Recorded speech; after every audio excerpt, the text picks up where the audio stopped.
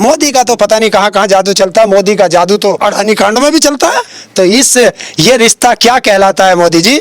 जनता यही तो भ्रष्टाचार के खिलाफ, दुनिया का सबसे बड़ा भ्रष्टाचार अडानी ने किया देश के साथ। अब के तो पूछेगी जनता उससे कि तुझे तो ईमानदार मानते थे, तो मोदी बताता क्यों नहीं? 20,000 करोड़ रुपए का जो उस पे इल्जाम लगा है वो किसका है?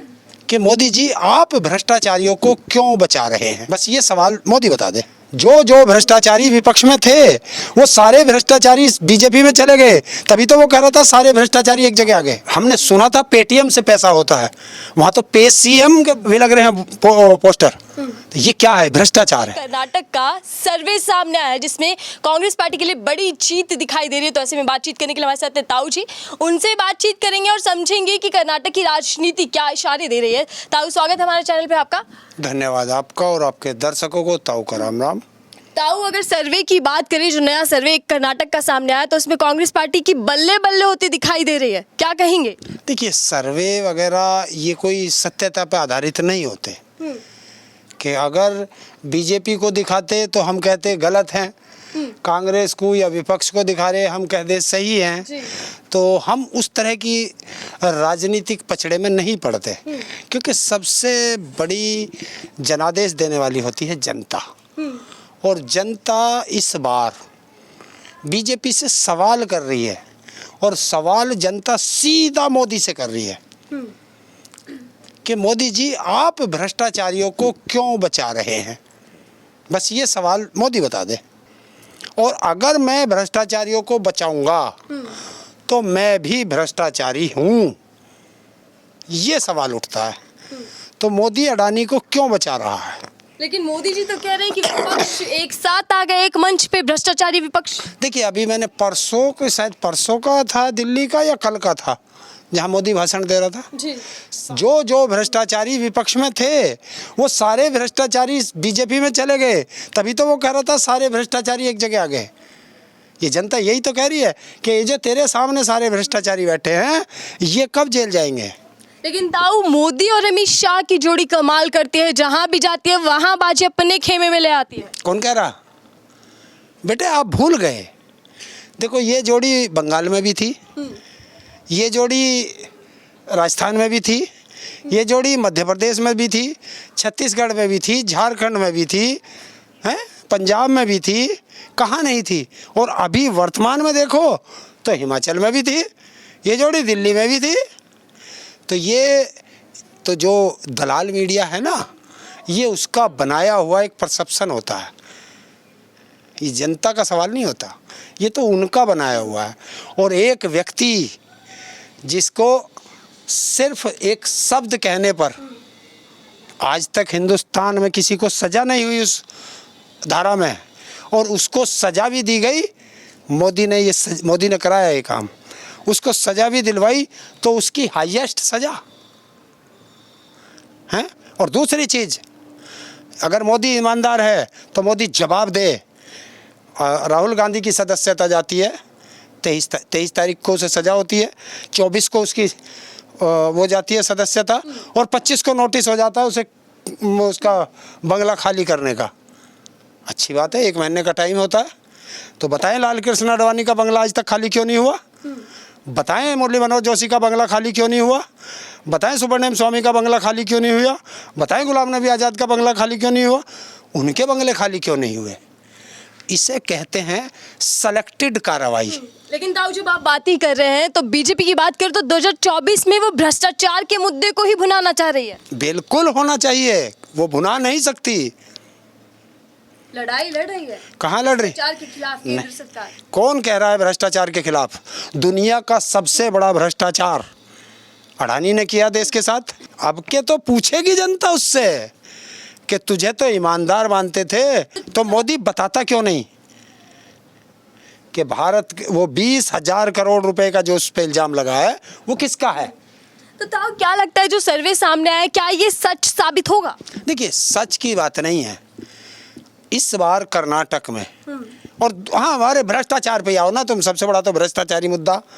कर्नाटक के अंदर पहली बार हिंदुस्तान में 8 करोड़ रुपया पकड़ा किस पे जाता है? बीजेपी के विधायक पर। ईडी, इनकम टैक्स और सीबीआई कहाँ हैं? छापा क्यों नहीं लगा, उन्होंने पूछताछ क्यों नहीं की। और पहली बार वहाँ के मुख्यमंत्री का हमने सुना था पेटीएम से पैसा होता है, वहाँ तो पेसीएम के वे लग रहे हैं पोस्टर। तो ये क्या है, भ्रष्टाचार है। तो भ्रष्टाचार के मुद्दे पे ही आए ना मोदी।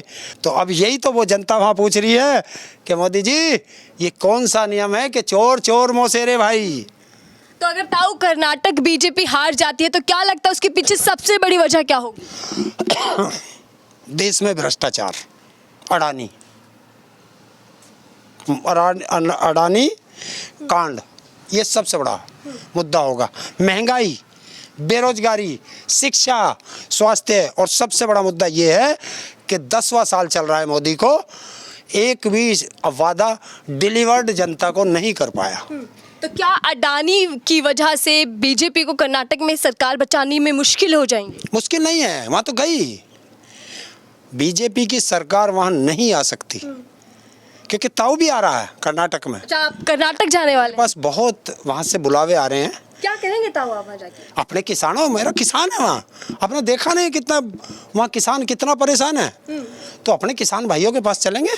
फिर वही बात आ जाएगी कि ताऊ हर जगह राजनीति भुनाने चले जाते हैं। क्यों मैं नहीं जा सकता अपने भाइयों के साथ? राजनीति का मतलब क्या, वहीं यही तो बात करनी है कि 40% कमीशन चल रहा है, तो इस सरकार को भगाना है नहीं भगाना? किसान कैसे 40% दे देगा, बताओ ना, किसान कैसे 40% कमीशन देगा? किसानों की वहाँ फसल है, वहाँ कुछ इलाके में गन्ना है, कुछ में सुपारी है, अलग अलग तरह की वहाँ खेती है, उनको एमएसपी चाहिए नहीं चाहिए?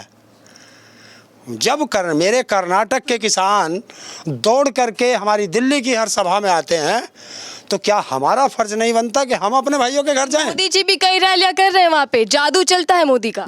कहाँ? कर्नाटक में। मोदी का तो पता नहीं कहाँ कहाँ जादू चलता। मोदी का जादू तो अडानी कांड में भी चलता है, चलता नहीं है। और अडानी के मुद्दे पर आज एक शब्द, अडानी का ए शब्द नहीं बोल सकता मोदी, तो मोदी चुप क्यों है? लेकिन ताऊ आपको नहीं लग रहा कि विपक्ष राहुल गांधी के मामले पर एक साथ आ गया? अडानी जेपीसी मामला तो दरकिनार हो गया। नहीं, ये सब वही है, ये राहुल गांधी का मुद्दा नहीं है। तुम फिर बीजेपी के चंगुल में फंसा रहे हो सबको। ये अडानी ही कांड है। 7 तारीख को अडानी कांड पे राहुल गांधी संसद में बोलता है।